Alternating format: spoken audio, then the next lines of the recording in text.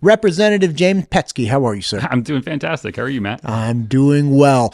Listen, you and I talked last legislative session about the non-motorized trail maintenance. I've been hanging out a lot with the State Department of Parks and Rec. By the way, we found an RV. So we're going to start. Take the show on the road. I love it.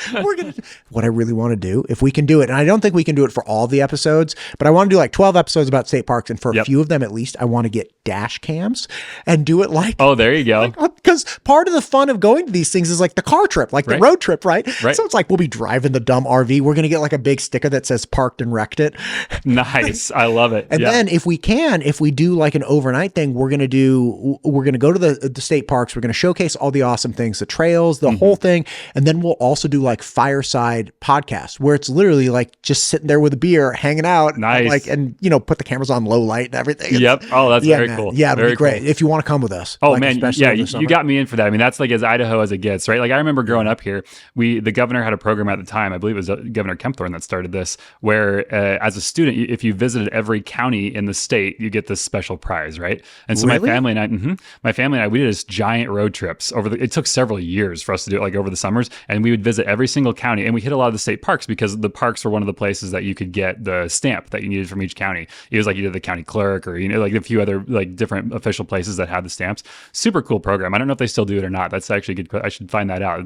That just triggered my memory of that. Super fun experience though, getting to drive through the entire state and see all the beautiful places that we have here. You know what I want to do actually? So it's not unusual to have a state Parks and Rec program that gets essentially like a selfie campaign. So they'll set up like a selfie station at each of the state parks, and they're like, if you get 10 of them, take a picture with you next to like the Sasquatch or something with Idaho, and like then post it. You post it on like your Facebook or something or wherever, and you do that 10 times from the 10 different parks, and you get like, I don't know, a hat or something. Like it doesn't matter. Right. But what I really want to do is something similar where I'll do a ranch hoodie that has like the parked and wrecked it RV like on the back or something. There you go. Just for fun, because I don't sell the hoodies, but people really want them. I'm like, okay, well then let's do this. Let's promote the state parks. Let's promote the state park system, and you can get the hoodie, and it would be like this hilarious thing. I think that's a gangster idea. Oh, that's a good idea. Yeah. I'm all in for it. I love it. Yeah. So talk to me about trails. Talk to me about public lands. You're obviously co-sponsoring a bill with Representative Britt Raybould to do a constitutional amendment, which is a big deal, right? It requires 2/3 of both bodies, the House and the Senate, and then the voters have to vote on it. And this is one of our largest kind of democratic functions where we as a state and as our elected officials can get together and say, we are changing the very nature of what guides this state.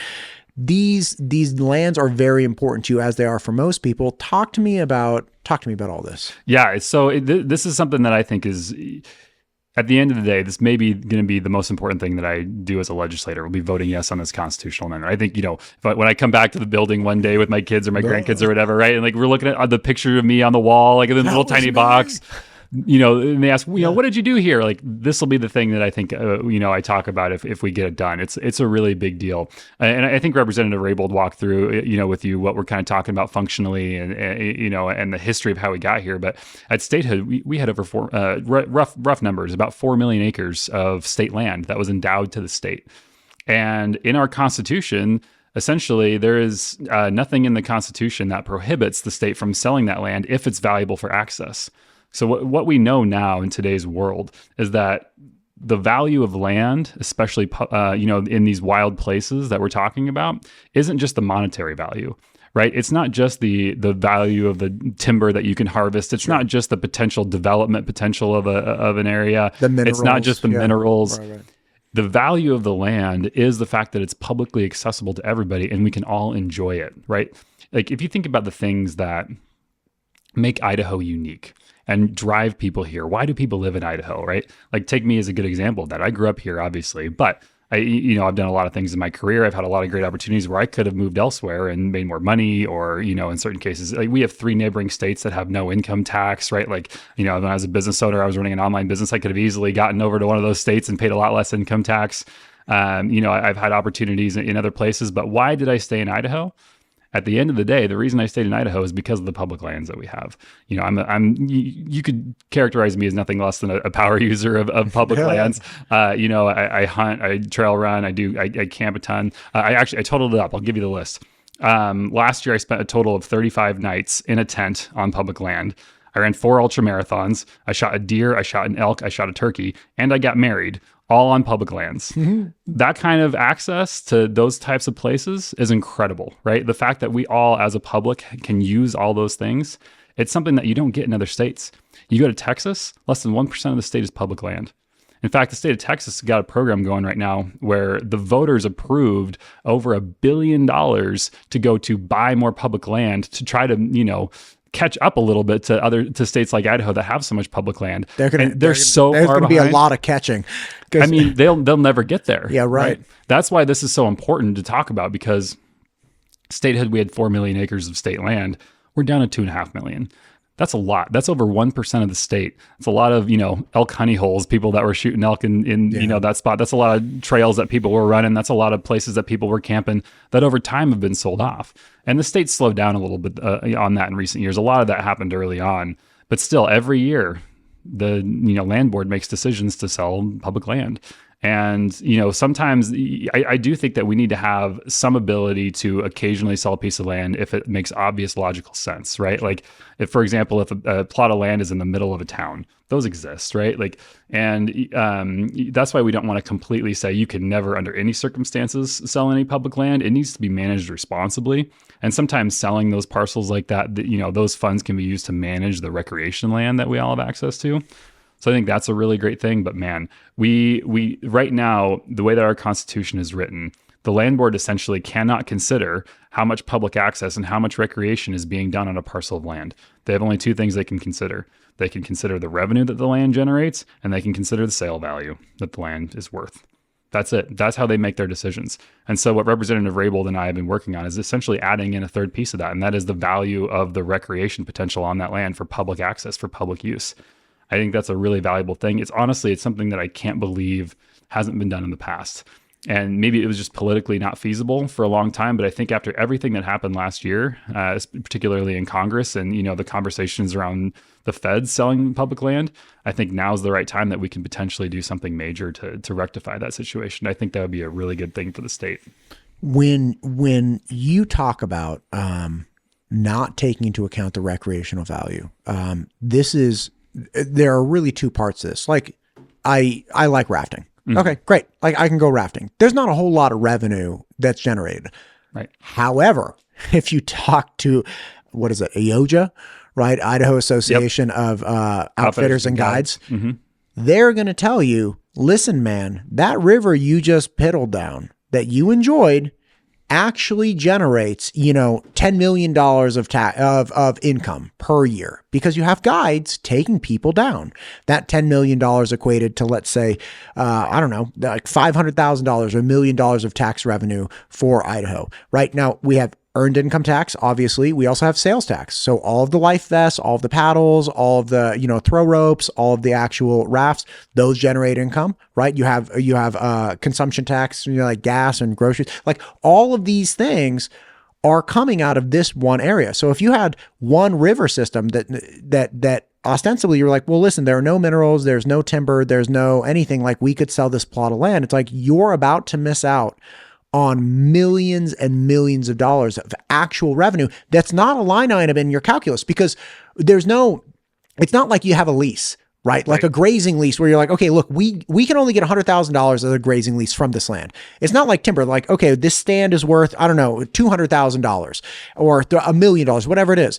Those things are quantifiable. How do you quantify at the state level these independent operators that are generating enormous amounts of revenue and taxes and commerce, right? Because again, even if it's trails, right? Motorized trails, not non-motorized, but it's like how much are one of the Polaris's or the Razors or like all of these. It's like, okay, you have tons of people going up there. You have people taking other people up there. What value does that have for the dealership down in the flatlands, right?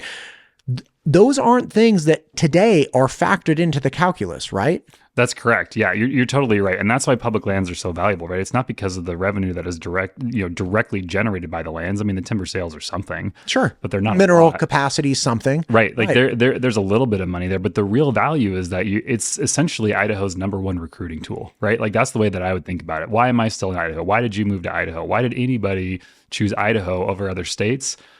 I bet if you were to survey that out, the number one answer by far is going to be access to recreation. Right. And so we have so many people here and so many businesses here and so much activity that's going on here indirectly because of these public lands that we have. And I don't know that you could quantify that, right? Like particularly from a recruiting value perspective, that it would be so hard to put a number on, the economic value of that. But then the other side of it is, what you're talking about, like what IOGA always calculates is, hey, we do have this direct revenue into our state that comes from people coming to visit us to do specific like guided activities and outdoor recreation sales, right? Like we got a Shields in Meridian now, super awesome store. Why is that there? Because we have a lot of people that want to buy a lot of outdoor recreation goods in the state, right? So I do think there's both direct and indirect economic value that comes from our public lands that doesn't show up on the P&L that the Department of Lands is looking at it when they're evaluating whether or not a plot of land should be sold. That's a rough pill to swallow, to envision that there is this kind of tangential benefit that was just never written in. Now, again, to be clear, that's not throwing shade on the framers of the Idaho Constitution, right? But like back in the day, we just have a different economy now than we did then. Like that's kind of the nature of this, right? It's not like, oh, we're so sophisticated or like, oh, we're such good stewards of the environment. It's like, no, man, the world changed from like, 150 years ago. Well, not just that, like also think about how different the state is, right? Like back then you were talking about a population in the thousands. Now we're a population of almost 2 million. So, right. The amount of acres that are around, available per person in the state is shrinking rapidly. And if we were to just parcel it out and sell it off, the amount of acres that any one individual person in the state could access would obviously shrink dramatically. And so I think that's, the value is tremendous for those of us who live here. And it's like, just like you said, it's no shade on the people who frame the Constitution. It's just that the state has changed dramatically and the times have changed. Land is now scarce. Land wasn't scarce when the Constitution was written, right? Now it's a scarce commodity. It has real value to people who go out and use it on a weekly basis. Right. You also have, and again, I know you've always had people with means throughout this country's history, but you also have individuals that are very capable of gobbling up stuff and that they're going to hold privately. That creates a whole different format and capacity for people to, like you were saying, 100 years ago, right? Somebody grabs a giant parcel land. Okay, man. Well, I'm just going to go over there. Right. Exactly. That's a different thing. You also had different enforcement mechanisms. Yep. Like you have all these different things where it's like, okay, that's not that big of a deal. Now it's a completely different beast with limited, the access we have becoming limited even more and moving forward from there. No, you're totally right. And we've seen really good examples of that with billionaires coming in and buying big chunks of Idaho land. Yeah. For example, the Wilkes brothers, DF Development, that corporation, they came in and bought a lot of land that was always privately owned, but used to have some public access on it. And they closed some of that access off and they caused some big backlash because of that, right? They were closing down some roads that people had always used to get to their hunting spots or whatever it was. And so I think that we will see more of that if we allow any of these lands to be put for sale. And so that's why what Representative Raybould and I have talked about is, we're just trying to put forward, an amendment to our Constitution that would essentially incorporate the value of that access as a factor in the sales process. It's not saying that we can never sell public land because there's always going to be instances where we have to, right? If it's in the path of development, it's inside a city, whatever. But for those other cases, we need to take into account the fact that Idahoans have been accessing these lands for generations and using them for hunting and fishing and trapping and hiking and camping and, ATV riding, whatever. Yeah. Name your activity. We all have different, activities that we like to do, but everybody does something. Everybody at least hikes, right? Like that's what the surveys show. Everybody in Idaho at the very least hikes. It's pretty rare that you find somebody who doesn't. Although ironically, Representative Raybould doesn't, she'll even tell you this, she's not the power user of public lands herself. But she recognizes the value of it to everybody else, to her constituents, right? Because so many people use these public lands for recreation purposes. Dude, I can't hike. I can't do it. Really? If I go hiking, I just start running. Oh, no. Well, then you're a trail runner, even better. Yeah. Yeah. Oh, yeah. I love trail. Like my kids, like I tried to, like a year or two ago, I tried to take them for like a hike. I'm like, okay, I just gotta get them out. And so of course I'm like, well, I can't run if I have my kids with me. So I put on like a 50-pound pack. I'm like, okay, this will be good enough. And I get out on the trail and instantly my kids start running. They can't help it. Like they can't help it. And they're like, they're having too much fun. Yeah. They're like, I feel alive. It was the most hilarious thing to see he was 9 at the time, 9-year-old John. He's like, I feel so alive, Dad. This is incredible. I'm like, go for it, son. Like, have at it. Like, just when you can't see him anymore, turn around and run back. And he just like ran zigzags all day long. It's like, I'm built from like Jack Russell stock. Like I can't stop myself. So awesome. How do you, when you're talking about considering the recreational value, like obviously we have the professional guides and outfitters. Is there even a capacity to quantify the non-professional access value, which is like, okay, look, this river is used by 10,000 people or 100,000 people annually. Yeah, man, it drives some income. And maybe at some point the income is not superior to what, somebody would offer you for it. Okay, fine. But like, how do you quantify the million people going down that river? Yeah, great question. And again, I don't know that you'll ever be able to get to an exact number, right? That's why what we're trying to put in is it just says public access for the purposes of recreation, right? It's not necessarily a number, but it's saying that essentially if the public stands up and says, hey, this is a parcel of land that we care about, we don't want the Department of Lands and the land board to be making the decision to sell it. Because, if the public is standing up and saying, hey, we use this chunk of land, I think that should take precedence over the need to sell the land to generate revenue. The reality is I sit on the endowment fund investment board, which manages the investment side of the endowment. So every chunk of land in our state endowment has an owner, right? It has a beneficiary. It's the University of Idaho is a big chunk of it. K-12 education is the biggest chunk of it. And a couple of LCSC owns. There's a couple other beneficiaries as well, but K-12 is the biggest one.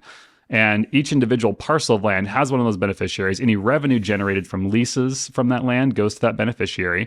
Or if the land is ever sold, it can go to that beneficiary. But on the way there, it goes through the endowment fund investment board. And essentially, we have this fund, this giant pot of, it's mostly stocks and bonds, that's sitting there and generating returns. That pot of money is a few $1 billion now. It's actually significantly a bigger part of the economic engine behind the endowment for those beneficiaries is that stock market fund. It's no longer the land. It hasn't been the land in decades because it generates so much more money on that side than the lands themselves even generate. What do we invest in, Apple or something? What do we put our money into? So yeah, we've got a mix of things, right? It's U.S. equities, it's international equities, it's U.S. Corporate debt. And there's kind of a mix of things in there. And it's billions of dollars. And that money gets generated, and then it, along with the revenues, so the revenues come in from the Department of Lands, and it gets essentially combined into the big pot. And then out of that big pot, we take a percentage of it out every year, a percentage that's sustainable, right? So because we we don't want to do is we don't want to drain that pot, right? It's a little bit over 3% per year, essentially, when you do the math, that comes out of that every year and goes to the beneficiaries, so to K-12 and to the higher education institutions. That's great. It's meaningful, right? It is a chunk of money. It's peanuts compared to the tax dollars that those organizations get. Obviously, it's a small chunk of that pie, but even then, again, 80% of that money is generated by essentially by the S&P 500, right? The stock market. Only 20% of it is generated from the leases and the sales of any public lands. Gotcha. So the bottom line is the mechanism to create financial stability that falls into the sale of lands it's 1/5 of the consideration anyway. That's right. Yep. Whereas before it used to be all of it because obviously you had to sell off some to seed the investment fund. That's it. Yep. Exactly. But now they're like, nah, man, we're good. Like we're pretty good right now. But you still have, even with that, they don't have discretionary capacity because if somebody shows up, they're like, look, let's say we don't need any more money. Like we just done great. Okay. Man, government doesn't need any more money. That would be, it's wild. That'd be amazing. Right. So we get to the point with the investment fund where they're like, we are sustainably generating 100% of our funding needs. Okay. Mm-hmm. And somebody pulls up, they're like, yeah, but I got $10 million that says that piece of property is going to be mine. The land board doesn't get to turn around and say, no, man, like I told you, we're good. Like we got our, 100%. They're like, okay, here we go. Like, are we beating the $10 million somewhere else? No, we're not. Do we like it? Yeah, sure, man. Boom. So regardless of the actual need financial need, they still have the articulated obligation to engage in that contract. Right. And to their credit, the way that they kind of, try to mitigate some of that stuff now is they say they generate revenues from the land to try to outweigh what the land is potentially worth in a sale. Right. So to their credit, in recent years, they have, and going back even a few decades, they've gotten better about saying, okay, this land generates X from timber. That justifies over a very long time horizon that it will, pay for itself over time. Gotcha. And so we don't have to sell the land. However, there's still plenty of cases where, to your point, a billionaire comes in or whatever, and a plot of land gets sold, because they can't make the numbers work. And there's also lots of areas where they are just struggling to meet their constitutional mandate. Like a great example of that is around Lake McCall. 60% of that coastline, or that waterfront land, is owned by the state. And their estimate puts it, if it was sold to a developer, their estimate puts it at somewhere around $300 million in value that's worth. Oh, it's going to be hard to beat that with timber. Exactly. And so, but the recreational value of that chunk of land, I mean, tens of thousands of people visit that every month in the summer, maybe more, right? I mean, it's a massive economic driver for the city of McCall, obviously, and also just a source of incredible enjoyment for everybody who gets to come there. It's an iconic Idaho thing. And I don't say that lightly, but it really is. Like the Shore Lodge. Mm-hmm. Come on, man. Right. And we could sell that all off and privatize it and make $300 million and give ourselves a big one-time bump in our, funding for a year, and yay, right? Like some people would be excited about that, but I tell you what, generations of Idahoans would be sad if we did. And that's why I'm so passionate about, we need to have a factor in that decision needs to be the recreational access value of that land. I had, is it Brad Wilson, the GM for Bogus Basin? Okay. Yeah. I don't know him, but I think that's, man, I apologize. Oh, you're apologize, good. Brad. Yeah. What, I'm 99%. Anyway, great guy came in. Bogus is obviously a nonprofit, and, I knew some people on the board. I got connected with them. What I so appreciate about that is if you compare that to private places like Tahoe or Vail, Colorado, or wherever, you have what I termed as really like recreation held hostage by capitalism. Mm-hmm. And again, I'm a capitalist, right? Like I'm self-employed. Like I exchange a service. You're not paying me, but, but like I have a skill set and I exchange that for money. Okay, great. No problem. Right. The issue that I see with things like Tahoe is like, okay, skiing became so expensive there. Engaging in recreation became so expensive there. I stopped doing it in like my 20s, like early 20s. I think the last time I went to, it wasn't Breckenridge. It was somewhere for like, it doesn't matter. I don't even know why I'm getting stuck on the name. It doesn't matter. The point is, it was like $150 for a day lift ticket. Mm-hmm. And I didn't have skis. So I was like, had to rent some stuff. So it was like hundreds of dollars. Like I enjoy this, but there's no way I'm going to financially be able to do this like ever again. It's ridiculous. Like I don't even enjoy it to the tune of hundreds and hundreds of dollars. And that is the way the cookie is crumbled. My boys, I learned to ski when I was a little kid. My boys don't even know how to ski. Because like, there's no way. Like we would take them up there just to go sledding and stuff. But it's like, I don't want to like go through this whole like I don't have the money to do all this. That is in sharp contrast to what Bogus is doing with shuttles, with access, with continuing to find value in things like, creating obviously a summer economic engine, with like yoga and, mountain biking. It's just, there's something about having access for all or striving for access for all that has been lost in other states. And you see the fallout of that. Like you really see it and feel it when you go places. Right. Yeah. We don't want to turn into Texas. That's for sure. Right. We don't want to turn into that 99% of the state is privately owned. If you want to go fishing or hiking or ride your ATV, you got to pay somebody for access. We don't want to turn into that. It goes back to like the classic high school government tragedy of the commons thing, right? Like the individuals, if they're not willing to stand up and individually put in the effort and make the changes to protect a piece of land, we all suffer because of the fallout of that. And so, I would hope that we can, as a community, as a state, we can make some changes to protect these things for the long term. There's a value there, even if it's not, in immediately economically measurable terms, even though I think it, you could get close. There is a tremendous value there to the state that I think we would all, if we didn't do it, we would look back, 50 years from now and say, how did we miss that? How did we mess that one up so bad? right? Like there is just so much incredibly beautiful land in this state, and so many great opportunities for recreation that other places just don't have. And I don't want to lose that. God bless it, man. Listen, I know you're working on a lot of different things. I just asked you to come in to kind of give me some information on this. Is there anything and again, we can come back next week if you want, but is there anything on this particular issue you'd like to hit? On a related note, there's a few other kind of related resources, things like I'll just hit real quick. Sure. The non-motorized trail piece, that we talked about last year, I would still love to get that done. I think this year is going to be a tough year to do it because of the budget situation. We're a little bit tight. And the idea of that is, look, we have motorized trail systems where you can drive ATVs and whatnot, and those get a certain amount of funding to be maintained and, make sure that resource continues on. The non-motorized trails is like, look, man, if you're running, we're not going to, like, if this is just a hiking trail, we're not going to come through and put effort into it. But some of those have historical precedent and value. Some of them have economic value because, again, you have guides and stuff.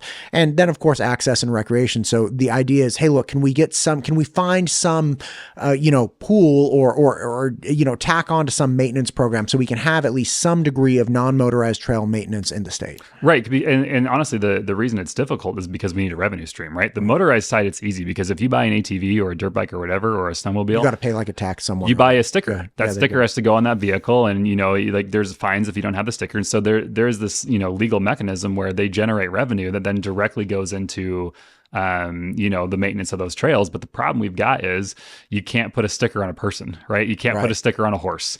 Non-motorized trails are really tough to deal with, in terms of coming up with a revenue stream. And, in my conversation with legislators, I think everybody gets on board with the fact that we need to do something about non-motorized trails, but the sticking point is always, how do we generate the revenue to do it? I think the closest that we've gotten is just tacking it onto a part of vehicle registration. And I think that may be still where we end up. But this year is just a tough year to do it because of the budget situation and because some other situations that we're dealing with on the driver. There's some other bills coming that are deal with the driver registration piece. So still on the table, but still on the table. Be tricky for this year. It might be tricky for this year. I mean, if an opportunity, I'm looking for opportunities. If the opportunity comes up, I promise you there will be a bill. Yeah. But I am hopeful that we get that one done at some point because I think it'd be a big deal for the state. Other recreation things. There's also some talk. What we should do? Go ahead. We should run something through Fishing Game. How a portion the Dingle Johnson and whatever the other dude. Robertson. There it is. Yep. I always remember Dingle Johnson. Yep. Anyway, it's a fun one to say. Yeah, right? it's fun. Just like, dude, give me half a cent. Like, because if you're a fisherman, you're likely walking on a trail to get to your fishing hole. If you're a hunter, you're likely walking or using a horse at some point. Now, it's not to say you can't use motorized trails as well, but like, come on, man. If you're engaging in these pursuits, it's like not wanting to pay a road tax when you go to a specific destination. No, it's like I don't want to pay a road tax. It's like, okay, well, how are you going to get to the Ford Idaho Center? I'm like, don't worry about it. They're like, well, you're going to pay a tax at the Ford Idaho Center. They're like, yeah, that's right. It's like, well, can you help us get you there? No, I'm not paying for that. Yeah, it's like the same thing. You're totally right. And the tricky thing with that one is that there's all these restrictions at the federal level on what those dollars can be used for. And so I've kind of gone the rounds on all these different potential options. And forget those. Make it the James Petzke, tax. I wish. Right? And it's like it's 1 cent or $1 out of your fishing game license that goes to this, or make all the out of state people pay for it. Come on, they're terrible anyway. Everybody always listen. If you apply, it is really funny. If you apply and you're an out-of-state non-resident and you're applying for like a season, just throw on $2, $5, and just be like, you help us maintain the trails. Nothing to Idaho. I think we should solve this problem. Come on, let's get Director Fredericks on. Have you had Dan Waugh on the podcast before? No, who's Dan Waugh? Backcountry horseman. No, he's really involved in the non-motorized stuff. You should have him on. He'd be a great conversation because he's talked about that one before. Like I said, there's some tricky restrictions there with Fishing Game and like how that money is allowed to be used.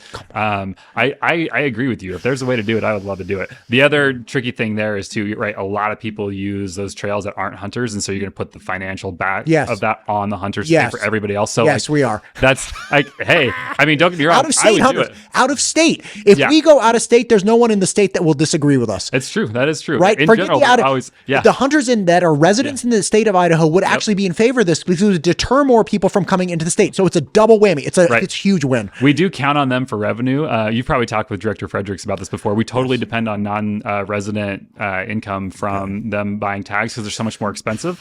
And if we gave that up, we would have to raise the price on resident tax. Don't pee in my Cheerios. I had an idea. I hate to be the doubter. It's a great idea. And I think you should talk to Dan Waugh about it. Dan Waugh, you have a great conversation. Well, I very much want to. Yeah, there you go. Fantastic. Okay, so non-motorized trails, anything else? There might be a couple other things that pop up on, specifically for recreation around public lands, but they're going to be memorial type things. And then the other main thing that I'm working on is the budget, and that might be a separate That's a separate conversation. We could go down that. I mean, I serve on JFAC. I've been very involved in that process. Believe it or not, I've only been in the legislature for 3 years, but I'm tied for third place in seniority on JFAC right now because we've had so much turnover on the House side. I would love to sit down with you and talk about JFAC in particular, like some of the cuts to education that the governor's proposed. I think that would be worth fleshing out at some point. You're going to see some policy around that pretty soon. So I'll come back. That is a big one, and we'll have to flesh that one out. Yeah, I'd love that. I have somebody, what is the, first off, the repealing the dental care in Medicaid. We did that in 2008. And then in 2018, we put it back in because it cost us so much money to repeal it. I was like, that's wild. But the thing I was thinking about is it probably takes some time, right? Cavities don't happen overnight. So you could repeal it in 2009 and be like, listen, I understand I'm going to pay for this in 2015 because as people stop going to the dentist, we will have larger bills. But in the near term, we're going to have a dip in cash. We're going to have a dip in cash flow requirement that will then come back up later. We'll deal with it later. Cut it now. We'll deal with it later. I'm like, that's probably what they were thinking, because that's probably true. Like you cut Medicaid dental care in the first month, you're not going to have some skyrocketing of, emergency care. It's going to be like the 6 years down the road. Yep. You're exactly right. And the problem that we've got there, honestly, and this is true of the whole budget. If you look at the whole budget, you've got a couple big drivers. It's education. That's the biggest chunk by far. Then you got Medicaid and you got corrections. Problem with all those things, if you're in a tight budget year, is that they're all just driven by populations and by policy, right? So you can't just arbitrarily cut them without running policy bills to change them. And if you do that, if you try to run a policy bill to change them, you're going to have stakeholder groups that are going to be really upset about that, like the dental thing, right? Like if you run a policy, and that's one of the ideas that the governor had for how you're going to cut a little bit out of the Medicaid budget. If you want to do that, you're going to have to run a policy bill, and then everybody who takes advantage of that currently is going to have a problem with that, and you're going to have providers that are going to, come in and have a problem with that, and then you're going to have to reckon with that, what you just talked about, the long-term impacts of those cuts. So really, it all comes down to we have just a few big budget drivers that are really difficult to cut if we needed to cut them. Honestly, Idaho's government, we run very efficient, very lean. I mean, of course you would say that. You're part of the government. Exactly, I am, right? I'm biased. But look at what the Doge committee did, right? This summer. Look at the Doge committee's recommendations. They didn't find a bunch of glaring waste like they did at the federal level. Right. Like the only thing that they came up with that was like a big ticket dollar item was repeal Medicaid expansion, which has been talked about for years. It's not a new idea, right? And it's at least in my opinion there, I don't think that one makes that big of a difference financially anyway, and it's probably not worth doing. So like really there wasn't a lot of obvious stuff in there that you could cut. The state government, we run very efficient, very lean. We do a good job with what we have. Right. I don't feel like the state government is by any means bloated and ready for just a giant haircut. So it's a little bit tougher of a situation this year. Some of it's our own doing. We've done a lot of tax cuts, and some of it was also out of our control. We had no idea that the feds were going to come in and change 39 different tax provisions that would have a big impact on the state budget after we left session last year. So, it's just a kind of a combination of those factors that's led to the situation that we're in. But, we will get through it. It's not, I think I said this earlier, but it's not nearly as dramatic as people are making it, in my opinion. The numbers are tight, yes, but they're not like overwhelmingly negative, right? I think the truth is somewhere in the middle of the optimists and the pessimists on this one. Like, yeah, we have real problems that we need to reckon with, but they're also very manageable problems. Right. And we will do it. You will see us leave that building with a balanced budget that's fiscally sound, and we will get it done at the end of the day. I like the way you talk, James Petzke. I had Miguel from the Associated Taxpayers of Idaho on last week. Yeah. Great conversation. But I left optimistic as well. Like, again, to your point, it's a task. You got work ahead of you, right? But it's not, first off, it's not a moving target. No. It's like, no. We know what has to get done. And it's like, Idaho's really responsible. So when we have these dips, when we have problems, we figure it out, right? It's not like, oh my gosh, we were, leveraged to the hilt already and now we're like dead. It's like, no, man, like we got rainy day funds, we got little levers we can pull here and there. Like, Right. you know, we're bullish as far as the economy. You know, corporations still enjoy coming here. We don't have snowstorms in July like Wyoming. Like, we're getting in the right direction, right? Oh yeah, we absolutely are. I think we're going to be safe at the end of the day. You know, our economy is still strong. There's lots of data out there that kind of points, you know, both directions. But I think in general, the consensus is the economy is strong.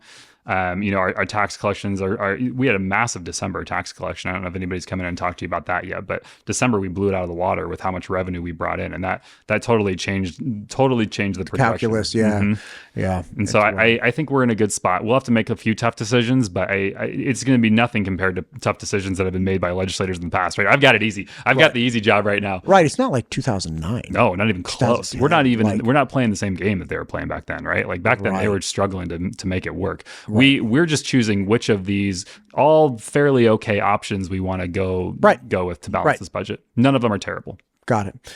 Listen, man, I appreciate you. Please come back. Let's do a JFAC conversation as things develop more. Thank you for the work you're doing. We'll do it again. Sounds great. Thanks.